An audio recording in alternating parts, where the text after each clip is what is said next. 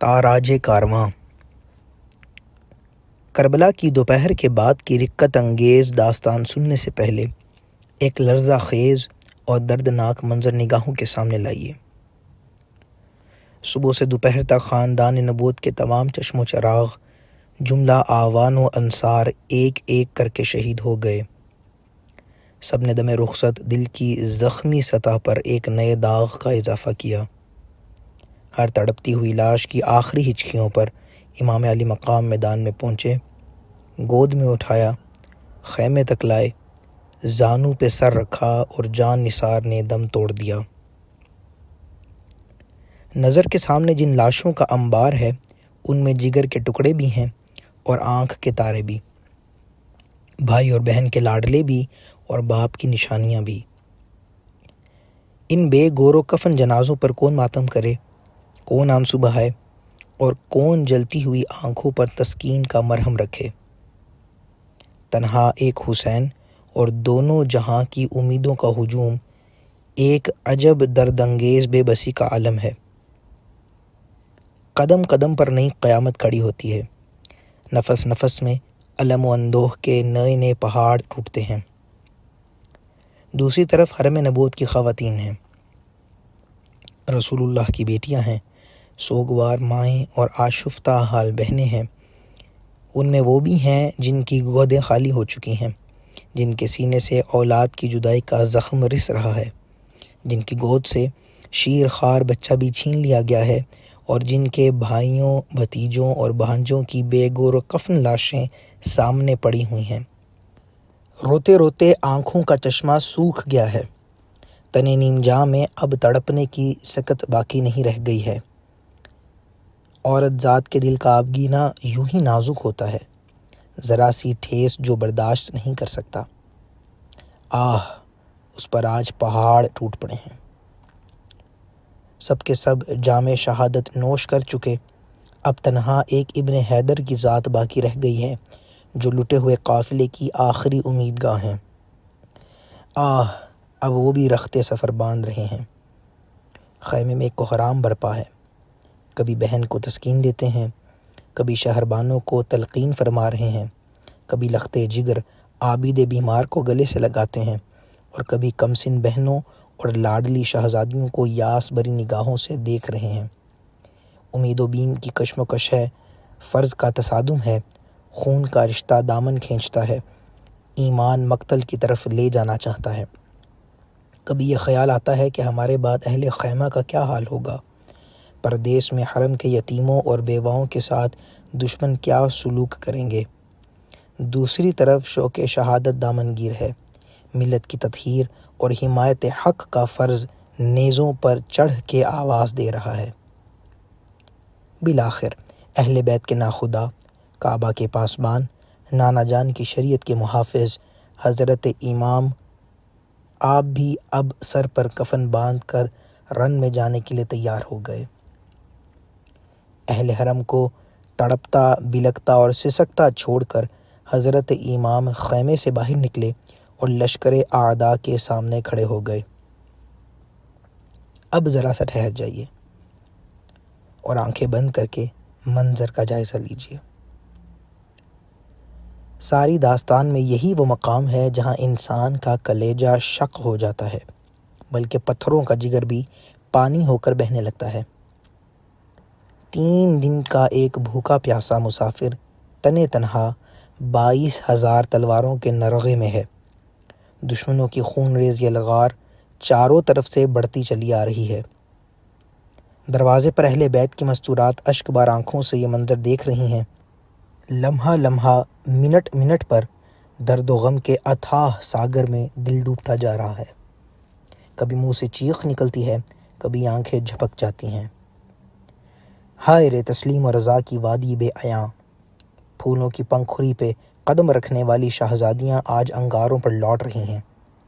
جن کے اشارہ ابرو سے ڈوبا ہوا سورج پلٹ آتا ہے، آج انہی کے ارمانوں کا سفینہ نظر کے سامنے ڈوب رہا ہے اور زبان نہیں کھلتی۔ دیکھنے والی آنکھیں اپنے امیر کشور کو، اپنے مرکز امید کو، اپنے پیارے حسین کو حسرت بری نگاہوں سے دیکھ رہی تھیں کہ ایک نشانے پر ہزاروں تیر چلے، تلواریں بے نیام ہوئی، فضا میں نیزوں کی انی چمکی، اور دیکھتے ہی دیکھتے فاطمہ رضی اللہ تعالیٰ عنہما کا چاند گہن میں آ گیا۔ زخموں سے چور، خون میں شرابور سیدہ کا راج دلارا جیسے ہی فرش پر گرا، کائنات کا سینہ دہل گیا۔ کعبے کی دیواریں ہل گئیں، چشمے فلک نے خون برسایا، خورشید نے شرم سے منہ ڈھانپ لیا، اور گیتی کی ساری فضا ماتم اندوہ سے بھر گئی۔ ادھر ارواح طیبات اور ملائکہ رحمت کے جلوہ میں جب شہید اعظم کی مقدس روح عالم بالا میں پہنچی تو ہر طرف ابن حیدر کی امامت و یکتائی کا غلغلہ بلند ہو رہا تھا۔ ادھر خیمے میں ہر طرف آگ لگی ہوئی تھی، صبر و شکیب کا خرمن جل رہا تھا۔ یتیموں، بیواؤں اور سوگواروں کی آہ و فغاں سے دھرتی کا کلیجہ پھٹ گیا، امیدوں کی دنیا لٹ گئی۔ آہ! بیچ منجھدار میں کشتی کا ناخدا بھی چل بسا۔ اے بنو ہاشم کے یتیم کہاں جائیں، کس کا منہ تکیں؟ کاشان نبوت کی وہ شہزادیاں جن کی عفت سرا میں روح الامین بھی بغیر اجازت کے داخل نہ ہو، نسیم صبا بھی جن کے آنچلوں کے قریب پہنچ کر ادب کے سانچے میں ڈھل جائے، آج کربلا کے میدان میں کون ان کا محرم ہے جس سے اپنے دکھ درد کی بات کہیں؟ ذرا اپنے دل پر ہاتھ رکھ کر سوچئے کہ ہمارے یہاں ایک میت ہو جاتی ہے تو گھر والوں کا کیا حال ہوتا ہے۔ غم گساروں کی بھیڑ اور چارہ گروں کی تلقین صبر کے باوجود آنسو نہیں تھمتے، اضطراب کی آگ نہیں بجھتی، اور نالہ و فریاد کا شور کم نہیں ہوتا۔ پھر کربلا کے میدان میں حرم کی ان سوگوار عورتوں پر کیا گزری ہوگی جن کے سامنے بیٹوں، شوہروں اور عزیزوں کی لاشوں کا انبار لگا ہوا تھا، جو غم گساروں اور شریک حال ہمدردوں کے جھرمٹ میں نہیں، خونخوار دشمنوں اور سفاک درندوں کے نرغے میں تھیں۔ امام علی مقام کا سر قلم کرنے کے بعد کوفیوں نے بدن کے پیراہن اتار لیے، جس میں اطہر پر نیزے کے 32 زخم اور تلوار کے 34 گھاؤ تھے۔ ابن سعد کے حکم پر یزیدی فوج کے 10 نابکاروں نے سیدہ کے لخت جگر کی نعش کو گھوڑوں کی ٹاپوں سے روند ڈالا۔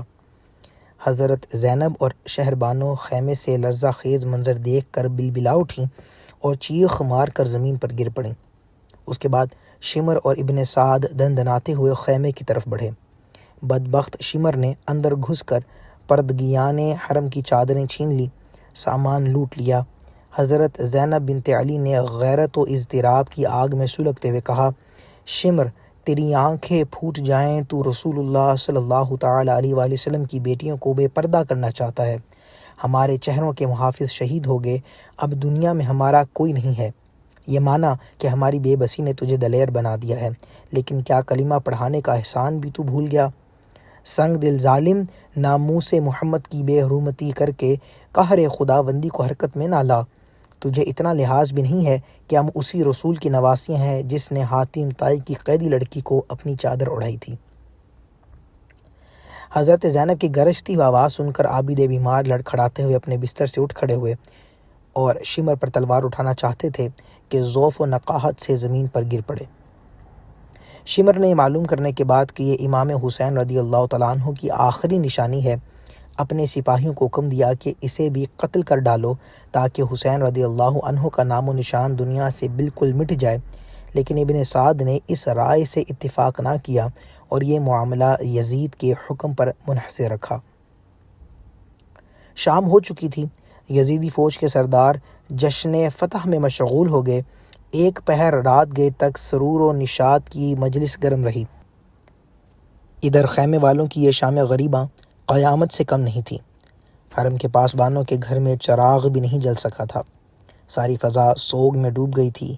مقتل میں امام کا کچلا ہوا لاشا بے گور و کفن پڑا تھا۔ خیمے کے قریب گلشن زہرا کے پامال پھولوں پر دردناک حسرت برس رہی تھی۔ رات کی بھیانک اور وحشت خیز تاریکی میں اہل خیمہ چونک چونک پڑتے تھے۔ زندگی کی یہ پہلی سوگوار اور اداس رات حضرت زینب اور شہربانوں سے کاٹے نہیں کٹ رہی تھی۔ رات بھر خیمے سے سسکیوں کی آواز آتی رہی، آہوں کا دھواں اٹھتا رہا اور روحوں کے قافلے اترتے رہے۔ آج پہلی رات تھی کہ خدا کا گھر بسانے کے لیے اہل حرم نے سب کچھ لٹا دیا تھا۔ پردیس، چٹیل میدان، مقتل کی زمین، خاک و خون میں لپٹے ہوئے چہرے، میت کا گھر، بالی کے قریب ہی بیمار کے کراہنے کی آواز، بھوک و پیاس کی ناتوانی، خونخوار درندوں کا نرغہ، مستقبل کا اندیشہ، ہجر و فراق کی آگ، کلیجہ شک کر دینے والے سارے اسباب مقتل کی پہلی رات میں جمع ہو گئے تھے۔ بڑی مشکل سے صبح ہوئی، اجالا پھیلا اور دن چڑھنے پر ابن سعد اپنے چند سپاہیوں کے ساتھ اونٹنی لے کر آیا۔ اس کی ننگی پیٹھ پر حضرت زینب، حضرت شہربانو اور حضرت زین العابدین سوار کرائے گئے۔ پھول کی طرح نرم و نازک ہاتھوں کو رسیوں سے جکڑ دیا گیا۔ عابد بیمار اپنی والدہ اور پھوپھی کے ساتھ اس طرح باندھ دیے گئے کہ جنبش بھی نہیں کر سکتے تھے۔ دوسرے اونٹوں پر باقی خواتین اور بچیاں اسی طرح رسیوں میں بندھی ہوئی سوار کرائی گئیں۔ اہل بیت کا یہ لوٹا پٹا قافلہ جس وقت کربلا کے میدان سے رخصت ہوا، اس وقت کا قیامت خیز منظر ضبط تحریر سے باہر ہے۔ واقعہ کربلا کے ایک عینی شاہد کا بیان ہے کہ خولی جگر گوشہ بطول کا سر مبارک نیزے پر لٹکائے ہوئے اسیران حرم کے اونٹ کے آگے آگے تھا، پیچھے 72 شہداء کے کٹے ہوئے سر دوسرے اشقیاء لیے ہوئے تھے۔ خاندان رسالت کا یہ تاراج قافلہ جب مقتل کے قریب سے گزرنے لگا تو حضرت امام کی بے گور و کفن نعش اور دیگر شہداء حرم کے جنازوں پر نظر پڑتے ہی خواتین اہل بیت بے تاب ہو گئیں۔ دل کی چوٹ ضبط نہ ہو سکی، آہ و فریاد کی صدا سے کربلا کی زمین ہل گئی۔ عابد بیمار شدت اضطراب سے غش پہ غش کھا رہے تھے اور حضرت شہربانو انہیں کسی طرح سنبھالا دے رہی تھیں۔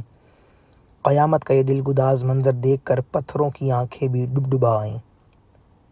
فاطمہ رضی اللہ تعالیٰ عنہ کی لاڈلی بیٹی حضرت زینب کا حال سب سے زیادہ رقت انگیز تھا۔ صدمہ جان کا کی بے خودی میں انہوں نے مدینے کی طرف رخ لیا اور دل دہلا دینے والی آواز میں اپنے نانا جان کو مخاطب کیا، یا محمدہ صلی اللہ تعالیٰ علیہ وآلہ وسلم،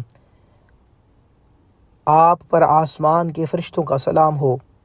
یہ دیکھیے آپ کا لاڈلا حسین ریگستان میں پڑا ہے، خاک و خون میں آلودہ ہے، تمام بدن ٹکڑے ٹکڑے ہے، نعش کو گور و کفن بھی میسر نہیں ہے۔ نانا جان، آپ کی تمام اولاد قتل کر دی گئی، ہوا ان پر خاک اڑا رہی ہے، آپ کی بیٹیاں قید میں، ہاتھ بندھے ہوئے ہیں، مشقیں کسی ہوئی ہیں، پردیس میں کوئی ان کا یار و شناسہ نہیں۔ نانا جان، اپنے یتیموں کی فریاد کو پہنچیے۔ ابن جریر کا بیان ہے کہ دوست دشمن کوئی ایسا نہ تھا جو حضرت زینب کے اس بیان پر آپ دیدہ نہ ہو گیا ہو۔ اسیران حرم کا قافلہ اشک بار آنکھوں اور جگر گداز سسکیوں کے ساتھ کربلا سے رخصت ہو کر کوفے کی طرف روانہ ہو گیا۔ شام ہو چکی تھی۔ ایک پہاڑ کے دامن میں یزیدی فوج کے سرداروں نے پڑاؤ کیا۔ اسیران اہل بیت اپنی اپنی سواریوں سے نیچے اتار لیے گئے۔ چاندنی رات تھی۔ رسیوں میں جکڑے ہوئے حرم کے یہ قیدی رات بھر سسکتے رہے۔ پیشانی میں مچلتے ہوئے سجدوں کے لیے بھی ظالموں نے رسیوں کی بندھن ڈھیلی نہیں کی۔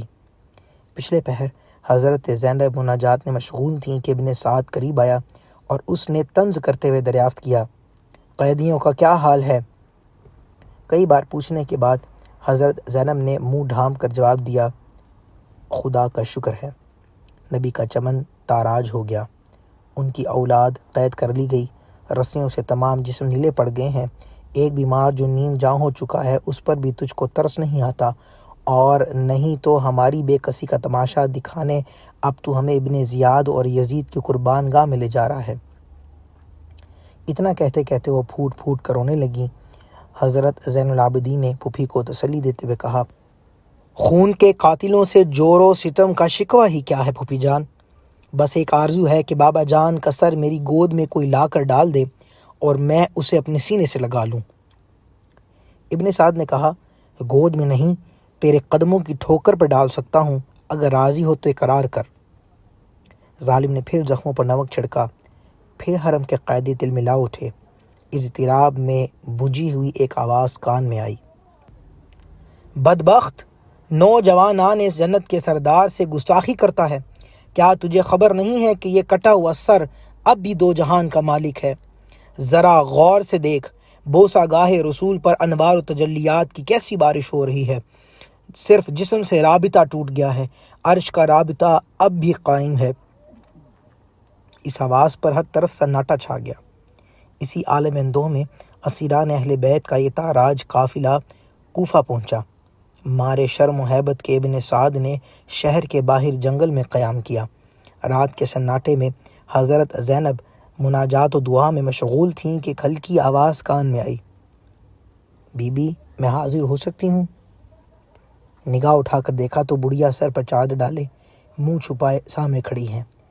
اجازت ملتے ہی قدموں پر گر پڑی اور دست بستہ عرض کیا، میں ایک غریب و محتاج عورت ہوں، بھوکے پیاسے آل رسول کے لیے تھوڑا سا کھانا اور پانی لے کر حاضر ہوئی ہوں۔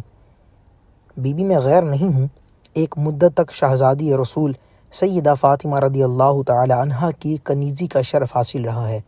یہ اس زمانے کی بات ہے جب کہ سیدہ کی گود میں ایک ننھی منی بچی تھی جس کا نام زینب تھا۔ حضرت زینب نے ابلتے ہوئے جذبات پر قابو پا کر جواب دیا، تو نے اس جنگل اور پردیس میں ہم مظلوموں کی مہمان نوازی کی، ہماری دعائیں تیرے ساتھ ہیں، خدا تجھے دارین میں خوشی عطا فرمائے۔ بڑھیا کو جب معلوم ہوا کہ یہی حضرت زینب ہیں تو چیخ مار کر گلے سے لپٹ گئی اور اپنی جان بنت رسول کے قدموں پر نثار کر دی۔ عشق و اخلاص کی تاریخ میں ایک نئے شہید کا اور اضافہ ہوا۔ دوسرے دن ظہر کے وقت اہل بیت کا لٹا ہوا کارواں کوفے کی آبادی میں داخل ہوا۔ بازار میں دونوں طرف سنگ دل تماشائیوں کے ٹھٹ لگے ہوئے تھے۔ خاندان نبوت کی بیویاں شرم و غیرت سے گڑی جا رہی تھیں، سجدے میں سر جھکا لیا تھا کہ معصوم چہروں پر غیر محرم کی نظر نہ پڑ سکے۔ وفور غم سے آنکھیں اشکبار تھیں، دل رو رہے تھے۔ اس احساس سے زخموں کی ٹیس اور بڑھ گئی تھی کہ کربلا کے میدان میں قیامت ٹوٹنا تھی، ٹوٹ گئی۔ اب محمد عربی صلی اللہ تعالی علیہ وآلہ وسلم کے ناموس کو گلی گلی پھرایا جا رہا ہے۔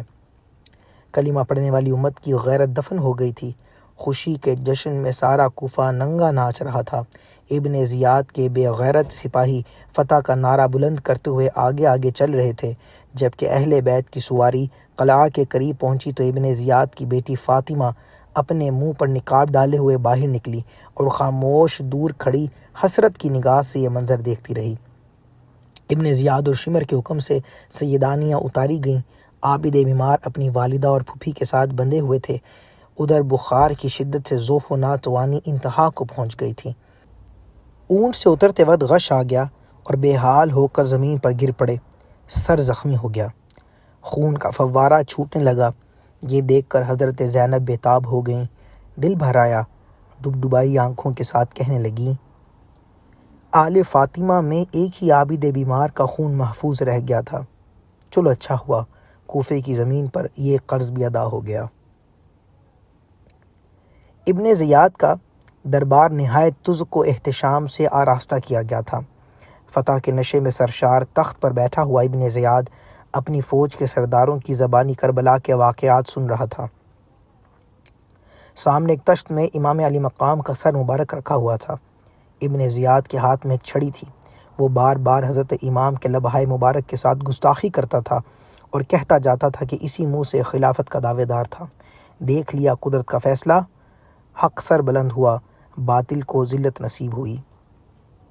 صحابی رسول حضرت زید بن ارقم رضی اللہ تعالیٰ عنہ اس وقت دربار میں موجود تھے۔ ان سے گستاخی دیکھی نہ گئی۔ جوش عقیدت میں چیخ پڑے، ظالم یہ کیا کرتا ہے؟ چھڑی ہٹا لے، نسبت رسول کا احترام کر۔ میں نے بارہا سرکار علیہ الصلوۃ والسلام کو اس چہرے کا بوسہ لیتے ہوئے دیکھا ہے۔ ابن زیاد نے غصے سے پیچ و تاب کھاتے ہوئے کہا، تو اگر صحابی رسول نہ ہوتا تو میں تیرا سر قلم کروا دیتا۔ حضرت ابن ارقم نے حالت غیظ میں جواب دیا، اتنا ہی تجھے رسول اللہ کی نسبت کا خیال ہوتا تو ان کے جگر گوشوں کو تو کبھی قتل نہ کراتا، تجھے ذرا بھی غیرت نہ آئی کہ جس رسول کا تو کلمہ پڑھتا ہے انہی کی اولاد کو تہ تیغ کرایا ہے اور اب ان کی عفت مآب بیٹیوں کو قیدی بنا کر گلی گلی پھرا رہا ہے۔ ابن زیاد یہ زلزلہ خیز جواب سن کر تل ملا گیا، لیکن مصلحتاً خون کا گھونٹ پی کر رہ گیا۔ اسیران حرم کے ساتھ ایک بوسیدہ چادر میں لپٹی ہوئی حضرت زینب ایک گوشے میں بیٹھی ہوئی تھیں۔ ان کی کنیزوں نے انہیں اپنے جھرمٹ میں لے لیا تھا۔ ابن زیاد کی نظر پڑی تو دریافت کیا یہ کون عورت ہے؟ کئی بار پوچھنے پر ایک کنیز نے جواب دیا، زینب بنت علی رضی اللہ تعالی عنہما۔ ابن زیاد نے حضرت زینب کو مخاطب کرتے ہوئے کہا، خدا نے تیرے سرکش سردار اور تیرے اہل بیت کے نافرمان باغیوں کی طرف سے میرا دل ٹھنڈا کر دیا۔ اس اذیت ناک جملے پر حضرت زینب اپنے تئیں سنبھال نہ سکیں، بے اختیار رو پڑیں۔ واللہ تو نے میرے سردار کو قتل کر ڈالا، میرے خاندان کا نشان مٹایا، میری شاخیں کاٹ دیں، میری جڑ اکھاڑ دی۔ اگر اس سے تیرا دل ٹھنڈا ہو سکتا ہے تو ہو جائے۔ اس کے بعد ابن زیاد کی نظر عابد بیمار پر پڑی۔ وہ انہیں بھی قتل کرنا ہی چاہتا تھا کہ حضرت زینب بے قرار ہو کر چیخ اٹھیں، میں تجھے خدا کا واسطہ دیتی ہوں، اگر تو اس بچے کو قتل کرنا ہی چاہتا ہے تو مجھے بھی اس کے ساتھ قتل کر ڈال۔ ابن زیاد پر دیر تک سکتے کا عالم طاری رہا۔ اس نے لوگوں سے مخاطب ہو کر کہا، خون کا رشتہ بھی کیسی عجیب چیز ہے، واللہ مجھے یقین ہے کہ یہ سچے دل سے لڑکے کے ساتھ قتل ہو جانا چاہتی ہے۔ اچھا اسے چھوڑ دو، یہ بھی اپنے خاندان کی عورتوں کے ساتھ جائے۔ صاحب کتاب نے اس کا حوالہ ابن جریر اور کامل نامی کتابوں کے ساتھ دیا ہے۔ اس واقعے کے بعد ابن زیاد نے جامع مسجد میں شہر والوں کو جمع کیا اور خطبہ دیتے ہوئے کہا، اس خدا کی حمد و ستائش جس نے امیر المؤمنین یزید بن معاویہ کو غالب کیا اور کذاب ابن کذاب حسین بن علی کو معاذ اللہ ہلاک کر ڈالا۔ اس اجتماع میں مشہور محب اہل بیت حضرت ابن عفیف بھی موجود تھے۔ ان سے خطبے کے الفاظ سن کر رہا نہ گیا۔ فرط غضب میں کانپتے ہوئے کھڑے ہو گئے اور ابن زیاد کو للکارتے ہوئے کہا، خدا کی قسم تو ہی کذاب ابن کذاب ہے، حسین سچا، اس کا باپ سچا، اس کے نانا سچے۔ ابن زیاد اس جواب سے تلملا اٹھا اور جلاد کو حکم دیا کہ شاہراہ عام پر لے جا کر اس بڈھے کا سر قلم کر دو۔ ابن عفیف شوق شہادت میں مچلتے ہوئے اٹھے اور مقتل میں پہنچ کر چمکتی تلوار کا مسکراتے ہوئے خیر مقدم کیا۔ خون بہا، لاش تڑپی اور ٹھنڈی ہو گئی۔ کوثر کے ساحل پر جان نثاروں کی تعداد میں ایک عدد کا اور اضافہ ہوا۔ دوسرے دن ابن زیاد نے اہل بیت کا تاراج کارواں ابن سعد کی سرکردگی میں دمشق کی طرف روانہ کیا۔ حضرت امام کا سر مبارک نیزے پر آگے آگے چل رہا تھا، پیچھے اہل بیت کے اونٹ تھے۔ ایسا محسوس ہوتا تھا کہ امام عالی مقام اب بھی اپنے حرم کے قافلے کی نگرانی فرما رہے ہیں۔ اثناء سفر میں سر مبارک سے عجیب عجیب خوارق اور کرامات کا ظہور ہوا۔ رات کے سناٹے میں ماتم و فغاں کی رکت انگیز صدائیں فضا میں گونجتی تھیں۔ کبھی کبھی سر مبارک کے ارد گرد نور کی کرن پھوٹتی ہوئی محسوس ہوتی تھی۔ جس آبادی سے ایک قافلہ گزرتا تھا ایک کوہرام برپا ہو جاتا تھا۔ دمشق کا شہر نظر آتے ہی یزیدی فوج کے سردار خوشی سے ناچنے لگے۔ فتح کی خوشخبری سنانے کے لیے ہر قاتل اپنی جگہ بے قرار تھا۔ سب سے پہلے زہر بن قیس نے یزید کو فتح کی خبر سنائی۔ حسین ابن علی اپنے 18 اہل بیت اور 60 آوان و انصار کے ساتھ ہم تک پہنچے۔ ہم نے چند گھنٹے میں ان کا قلعہ قمع کر دیا۔ اس وقت کربلا کے ریگستان میں ان کے لاشیں برہنہ پڑے ہوئے ہیں، ان کے کپڑے خون میں تر بتر ہیں، ان کے رخسار گرد و غبار سے میلے ہو رہے ہیں، ان کے جسم دھوپ کی تمازت اور ہوا کی شدت سے خشک ہو گئے ہیں۔ پہلے تو فتح کی خوشخبری سن کر یزید جھوم اٹھا، لیکن اس زلزلہ خیز اور ہلاکت آفریں اقدام کا ہولناک انجام جب نظر کے سامنے آیا تو کانپ گیا۔ بار بار چھاتی پیٹتا تھا کہ ہائے، اس واقعہ نے ہمیشہ کے لیے مجھے ننگ اسلام بنا دیا۔ مسلمانوں کے دلوں میں میرے لیے نفرت و دشمنی کی آگ ہمیشہ سلگتی رہے گی۔ قاتل کی پشیمانی مقتول کی اہمیت تو بڑھا سکتی ہے، پر قتل کا الزام نہیں اٹھا سکتی۔ اس مقام پر بہت سے لوگوں نے دھوکہ کھایا ہے، انہیں نفسیاتی طور پر صورتحال کا مطالعہ کرنا چاہیے۔ اس کے بعد یزید نے شام کے سرداروں کو اپنی مجلس میں بلایا، اہل بیت کو بھی جمع کیا اور امام زین العابدین سے خطاب کرتے ہوئے کہا، اے علی، تمہارے ہی باپ نے میرا رشتہ کاٹا، میری حکومت چھیننا چاہی، اس پر خدا نے جو کچھ کیا وہ تم دیکھ رہے ہو۔ اس کے جواب میں امام زین العابدین نے قرآن کی ایک آیت پڑھی جس کا مفہوم یہ ہے کہ تمہاری کوئی مصیبت ایسی نہیں ہے جو پہلے سے نہ لکھی ہو۔ دیر تک خاموشی رہی، پھر یزید نے شامی سرداروں کی طرف متوجہ ہو کر کہا، اہل بیت کے ان اسیروں کے بارے میں تمہارا کیا مشورہ ہے؟ بعضوں نے نہایت سخت کلامی کے ساتھ بد سلوکی کا مشورہ دیا، مگر نعمان ابن بشیر نے کہا کہ ان کے ساتھ وہی سلوک کرنا چاہیے جو رسول اللہ صلی اللہ تعالیٰ علیہ وآلہ وسلم انہیں اس حال میں دیکھ کر کرتے۔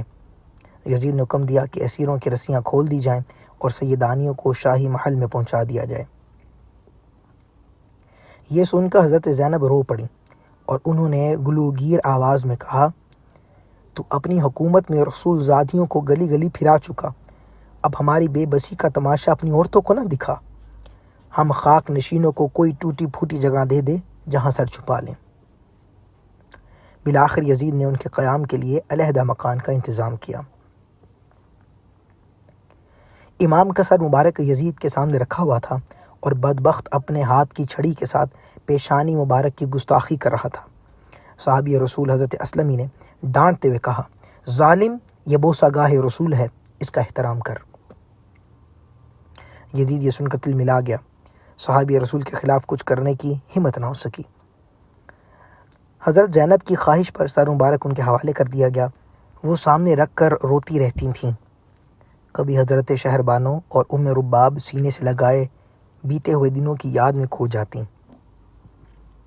ایک رات کا ذکر ہے، نصف شب گزر چکی تھی، سارے دمشق پر نیند کا سناٹا چھایا ہوا تھا، اہل بیت کے مصائب پر ستاروں کی آنکھیں بھی بھر آئی تھیں۔ اچانک سعادات کی قیام گاہ سے کسی عورت کا نالہ بلند ہوا، محل کی دیواریں ہل گئیں، دل کی آگ سے فضا میں چنگاریاں اڑنے لگیں۔ یزید دہشت سے کانپنے لگا، جا کر دیکھا تو حضرت زینب بھائی کا سر گود میں لیے ہوئے بلبلا رہی ہیں۔ درد و کرب کی ایک قیامت جاگ اٹھی ہے۔ اس درد انگیز نالے سے اس کے دل میں جو دہشت سمائی تو عمر کی آخری سانس تک نہیں نکلی۔ اسے اندیشہ ہو گیا کہ کلیجہ توڑ دینے والی یہ فریاد اگر دمشق کے در و دیوار سے ٹکرا گئی تو شاہی محل کی اینٹ سے اینٹ بچ جائے گی، کیونکہ دمشق کی جامع مسجد میں حضرت امام زین العابدین اہل بیت کے فضائل و مناقب اور یزید کے مظالم پر مشتمل جو تاریخی خطبہ ارشاد فرما دیا تھا، اس نے لوگوں کے دل دہلا دیے تھے اور ماحول میں اس کی اثر انگیزی اب تک باقی تھی۔ اگر تقریر کا سلسلہ کچھ دیر اور جاری رہتا اور یزید نے گھبرا کر اذان نہ دلوا دی ہوتی تو اسی دن یزید کے شاہی اقتدار کی اینٹ سے اینٹ بچ جاتی اور اس کے خلاف عام بغاوت پھیل جاتی۔ اس لیے دوسرے ہی دن نعمان ابن بشیر کی سرکردگی میں مع 30 سواروں کے اہل بیت کا یہ تاراج کارواں اس نے مدینہ کی طرف روانہ کر دیا۔ ہزار کوشش کی کہ کربلا کی یہ دہکتی ہوئی چنگاری کسی طرح ٹھنڈی ہو جائے، لیکن جو آگ بحر و بر میں لگ چکی تھی اس کا سرد ہونا ممکن نہیں تھا۔ صبح کی نماز کے بعد اہل بیت کا دل گداز قافلہ مدینے کے لیے روانہ ہو گیا۔ حضرت نعمان بن بشیر بہت رقیق القلب، پاک باز اور محب اہل بیت تھے۔ دمشق کی آبادی سے جو ہی قافلہ باہر نکلا، حضرت نعمان امام زین العابدین کی خدمت میں حاضر ہوئے اور دست بستہ عرض کیا، یہ نیاز مند حکم کا غلام ہے، جہاں جی چاہے تشریف لے جائیے، میری تکلیف کا خیال نہ کیجیے، جہاں حکم دیجیے گا پڑاؤ کروں گا، جب فرمائیے گا کوچ کروں گا۔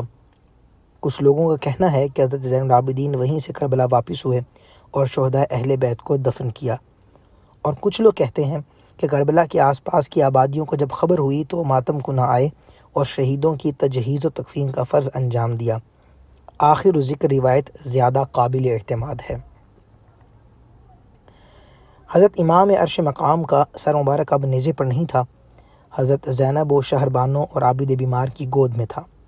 پہاڑوں، صحراؤں اور ریگستانوں کو عبور کرتا ہوا قافلہ مدینے کی طرف بڑھتا رہا۔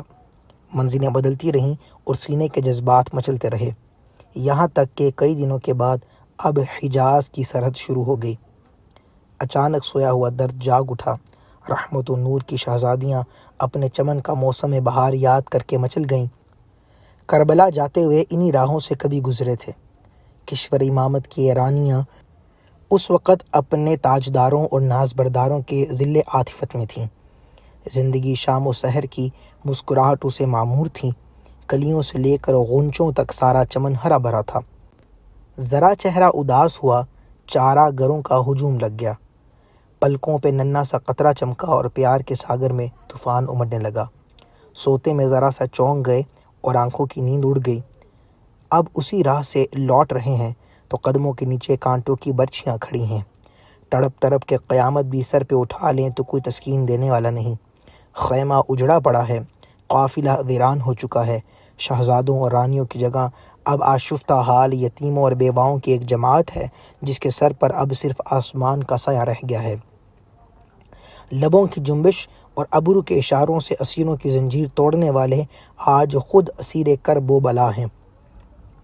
مدینے کی مسافت گھٹتے گھٹتے اب چند منزل رہ گئی ہے۔ ابھی سے پہاڑوں کا جگر کانپ رہا ہے، زمین کی چھاتی دہل رہی ہے۔ قیامت کو پسینہ آ رہا ہے کہ کربلا کے فریادی مالک کونین کے پاس جا رہے ہیں۔ قافلے میں حسین نہیں ہے، ان کا کٹا ہوا سر چل رہا ہے۔ استغاثے کے ثبوت کے لیے کہیں سے گواہ لانا نہیں ہے۔ بغیر دھڑ کا حسین جب اپنے نانا جان کی تربت پر حاضر کیا جائے گا تو خاکدان گیتی کا انجام دیکھنے کے لیے کس کے ہوش سلامت رہ جائیں گے۔ پردیس میں کربلا کے مسافروں کی آج آخری رات تھی۔ نہایت بے قراری میں کٹی۔ انگاروں پر کروٹ بدلتے رہے۔ صبح سویرے ہی کوچ کے لیے تیار ہو گئے۔ نعمان بن بشیر آگے آگے چل رہے تھے۔ ان کے پیچھے اہل بیت کی سواریاں تھیں۔ سب سے آخر میں 30 محافظ سپاہیوں کا مسلح دستہ تھا۔ دوپہر کے بعد مدینے کی سرحد شروع ہو گئی۔ اب فریادیوں کا حال بدلنے لگا۔ سینے کی آگ تیز ہونے لگی۔ جیسے جیسے مدینہ قریب آتا جا رہا تھا، جذبات کے سمندر میں طوفان کا تلاطم بڑھتا جاتا تھا۔ کچھ دیر چلنے کے بعد اب پہاڑیاں نظر آنے لگیں۔ کھجوروں کی قطار اور سبزہ زاروں کا سلسلہ شروع ہو گیا۔ جوں ہی مدینے کی آبادی چمکی، صبر و شکیب کا پیمانہ چھلک اٹھا۔ کلیجہ توڑ کر آہوں کا دھواں نکلا اور ساری فضا پہ چھا گیا۔ ارمانوں کا گہوارہ دیکھ کر دل کی چوٹ ابھر آئی۔ حضرت زینب، حضرت شہربانو اور حضرت عابد بیمار ابلتے ہوئے جذبات کی تاب نہ لا سکے۔ اہل حرم کے دردناک نالوں سے زمین کانپنے لگی۔ پتھروں کا کلیجہ پھٹ گیا۔ ایک سانڈنی سوار نے بجلی کی طرح سارے مدینے میں یہ خبر دوڑا دی کہ کربلا سے نبی زادوں کا لٹا ہوا قافلہ آ رہا ہے۔ شہزادہ رسول کا کٹا ہوا سر بھی ان کے ساتھ ہے۔ یہ خبر سنتے ہی ہر طرف کوہرام مچ گیا۔ قیامت سے پہلے قیامت آ گئی۔ وفور غم اور جذبہ بے خودی میں اہل مدینہ باہر نکل آئے۔ جیسے ہی آمنا سامنا ہوا اور نگاہیں چار ہوئیں، دونوں طرف شورش غم کی قیامت ٹوٹ پڑی۔ آہ و فغاں کے شور سے مدینے کا آسمان دہل گیا۔ حضرت امام کا کٹا ہوا سر دیکھ کر لوگ بے قابو ہو گئے۔ دھاڑیں مار مار کر رونے لگے۔ ہر گھر میں صف ماتم بچھ گئی۔ حضرت زینب فریاد کرتی ہی مدینہ میں داخل ہوئیں۔ نانا جان اٹھیے، اب قیامت کا کوئی دن نہیں آئے گا۔ آپ کا سارا کنبہ لٹ گیا۔ آپ کے لاڈلے شہید ہو گئے۔ آپ کے بعد آپ کی امت نے ہمارا سہاگ چھین لیا۔ بے آب و دانہ آپ کے بچوں کو تڑپا تڑپا کے مارا۔ آپ کا لاڈلا حسین آپ کے نام کی دہائی دیتا ہوا دنیا سے چل بسا۔ کربلا کے میدان میں ہمارے جگر کے ٹکڑے ہماری نگاہوں کے سامنے ذبح کیے گئے۔ آپ کے پیار کا سینچا ہوا چمن تاراج ہو گیا۔ نانا جان، نانا جان، یہ حسین کا کٹا ہوا سر لیجیے۔ آپ کے انتظار میں اس کی آنکھیں اب تک کھلی ہوئی ہیں۔ ذرا مرقد سے نکل کر اپنی آشفتہ نصیب بیٹیوں کا دردناک حال دیکھیے۔ حضرت زینب کی اس پکار سے سننے والوں کے کلیجے پھٹ گئے۔ ام المؤمنین حضرت ام سلمہ، حضرت عبداللہ بن عباس، حضرت ابن عمر، حضرت عبداللہ بن جعفر طیار اور حضرت عبداللہ بن زبیر کی رقت انگیز کیفیت تاب ضبط سے باہر تھی۔